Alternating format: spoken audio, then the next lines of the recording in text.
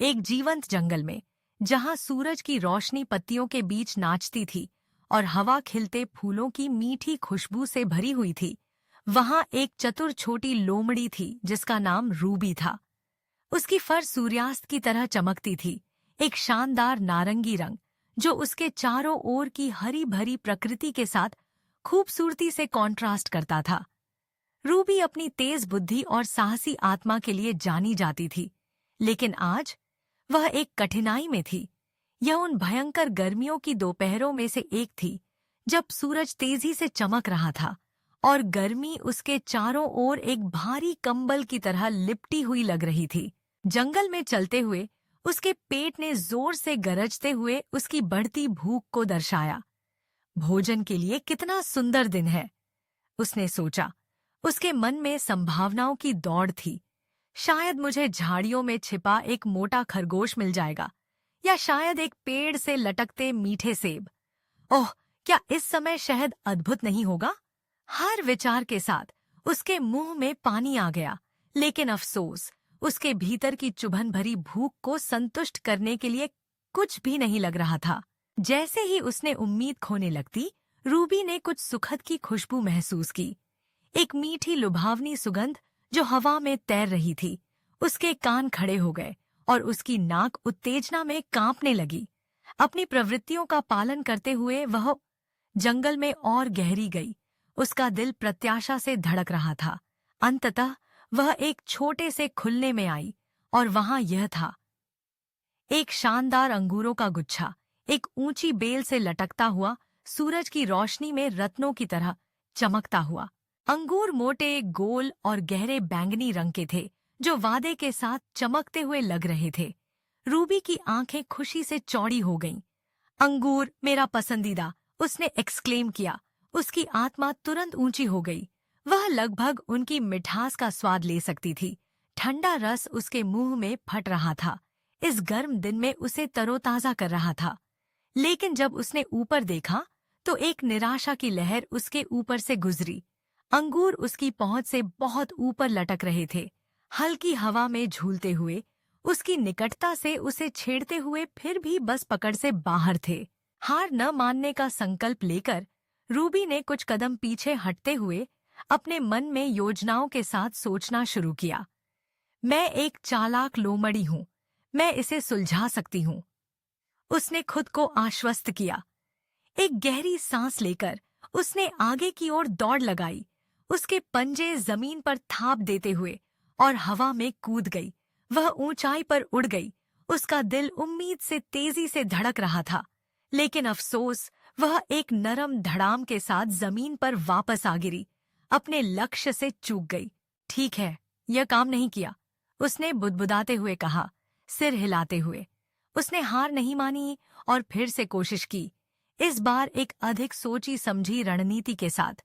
उसने कुछ लकड़ियां इकट्ठा की और उन्हें ढेर करके रखा, उम्मीद करते हुए कि वह एक अस्थायी पहाड़ी बनाएगी जो उसे अंगूरों तक पहुंचाएगी।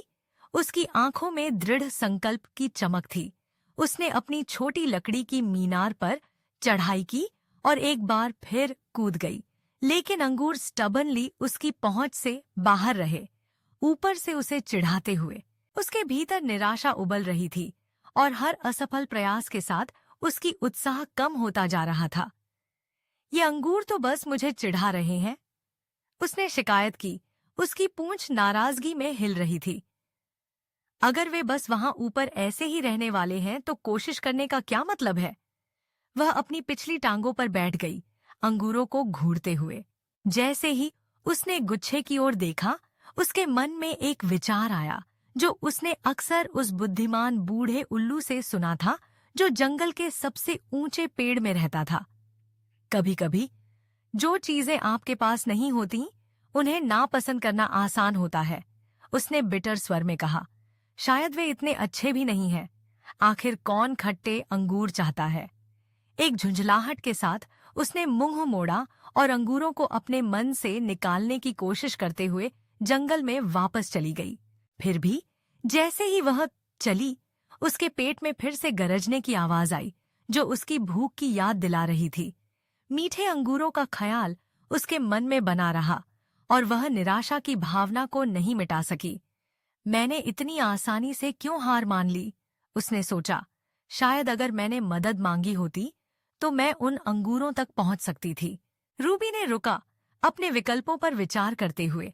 वह अपने दोस्तों की तलाश कर सकती थी, शायद उस चालाक गिलहरी की जो हमेशा पेड़ों पर चढ़ने में अच्छी होती थी, या उस बुद्धिमान उल्लू की जो उन इल्यूसिव अंगूरों तक पहुंचने के लिए कुछ सलाह दे सकता था। हार मानने का विचार उसके गर्व को चिढ़ा रहा था, लेकिन भूख और भी अधिक चिढ़ा रही थी। एक दृढ़ झटके के साथ रूबी ने वापस मुड़ने का फैसला किया। वह मदद मांगेगी। आखिरकार अगर वह अपने संसाधनों का उपयोग नहीं करती तो चतुर होने का क्या मतलब था? वह पास के ओक के पेड़ की ओर बढ़ी, जहां वह अक्सर सैमी गिलहरी को देखती थी। वह नट इकट्ठा करने में व्यस्त था, उसके छोटे पंजे तेजी से काम करते हुए। सैमी! रूबी ने पुकारा। उसकी आवाज उम्मीद से चमक उठी। मुझे तुम्हारी मदद चाहिए। वहां ऊपर एक गुच्छा अंगूर है और मैं उसे बस नहीं पहुंच पा रही। क्या तुम मेरी मदद करोगे? सैमी ने रुककर रुचि से अपने कानों को हिलाया। अंगूर? तुम कहते हो? मुझे अंगूर बहुत पसंद है, उसने एक्सक्लेम किया। उसकी आंखें उत्साह से चमक रही थीं। चलो देखते हैं हम क्या कर सकते हैं। वे एक साथ खुली जगह पर लौटे। सैमी पेड़ पर चढ़ गया, शाखाओं के बीच कुशलता से नेविगेट करते हुए। वह उस बेल तक पहुंचा जहां अंगूर लटके हुए थे, और कुछ तेज कुतरने के साथ उसने गुच्छा मुक्त कर दिया। मिल गए! उसने चिल्लाया, अंगूरों को रूबी की ओर गिराते हुए, जिसने खुशी से उन्हें पकड़ लिया।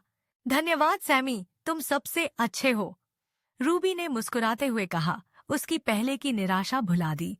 उसने मीठे अंगूरों का स्वाद लेने के लिए एक पल निकाला। उनका स्वाद उसके मुंह में फूट पड़ा, ताजगी और आनंददायक।